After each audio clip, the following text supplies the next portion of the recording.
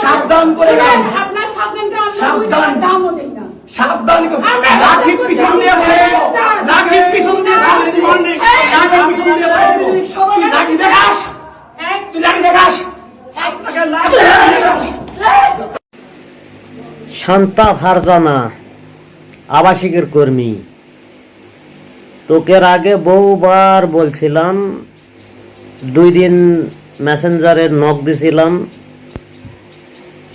একদিন সম্ভবত রিপ্লাই দিছিলি। আমি বলছিলাম যে আসলে ভাই আমরা মুসলমান রাষ্ট্রের লোক, তো ইসলাম ধর্ম নিয়ে এভাবে কথা না বলাটাই ভালো। আপনি একটা সংগঠনের মালিক, তো যাই হোক, তো আপনি আমার সাথে খুব কর্কশ ভাষায় বা এমন ভাষায় কথা বলছেন যেগুলো আসলে প্রকাশ না করি। তো বিষয়টা হলো, আমি বলছিলাম যে আপনার কপালে খারাপই আছে, সেটা হয়তো আপনি বুঝতে পারতেছেন না। কারণ যেই জেনারেশন একটা সরকারকে ন্যায় করে দিতে পারে, সেই জায়গায় আপনি শান্তা ফারজানা কি বাল, সেই জায়গায় আপনি শান্তা ফারজানা কি বাল। আপনার একটা সংগঠন আছে, নাম দিছেন ক্যামেরাম্যান, নিজের মানে ক্যামেরা নিজে কিনা ক্যামেরাম্যানও ভাড়া দিয়া ভিডিওগুলা করে ছাড়েন আর বুস্ট করে নেন, সেহেতু ভিডিওগুলা সবচেয়ে বেশি সবার সামনে আসে। তো আমি আপনাকে বলছিলাম যে আসলে বাংলাদেশের ছাত্র সমাজ কিন্তু ডেঞ্জারাস ধরনের বিপজ্জনক। তো আপনি বলছিলেন যে আমার কি করবে, আমি মিয়া মানুষ, আমি কি করবে। তো আপনার যে ছেলেটা থাপ্পড় মারছে, আমি এই ছেলেটাকে দোষ দেব।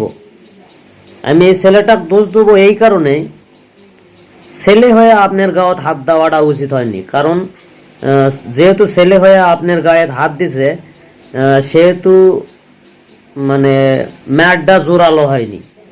এই ম্যাটটা যদি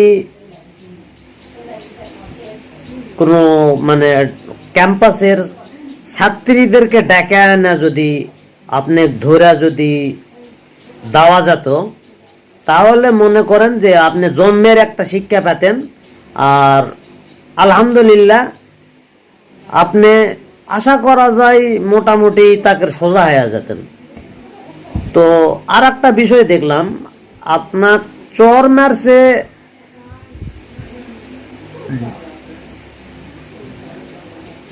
এক গালে, আপনি রুম করা কেন আর এক গালে?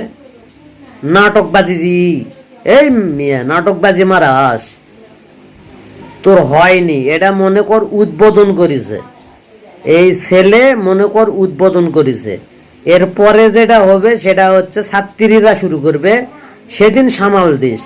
কোনো পুলিশ প্রশাসন, সেনাবাহিনী, আর্মি, কোনো ফায়ার সার্ভিস, কোনো ডিফেন্সের লোক তোকে সেদিন আটকা বাঁচাতে পারবে না। তোর কপালের মেয়ার সেদিন ফরজ হয়ে যাবে এবং কপালের মেয়ার তো সেদিন খেতেই হবে, এতে কোনো সন্দেহ নেই। তুই রেডি থাক, কামিং সুন উইথ গুণপিটুনি, রেডি থাক।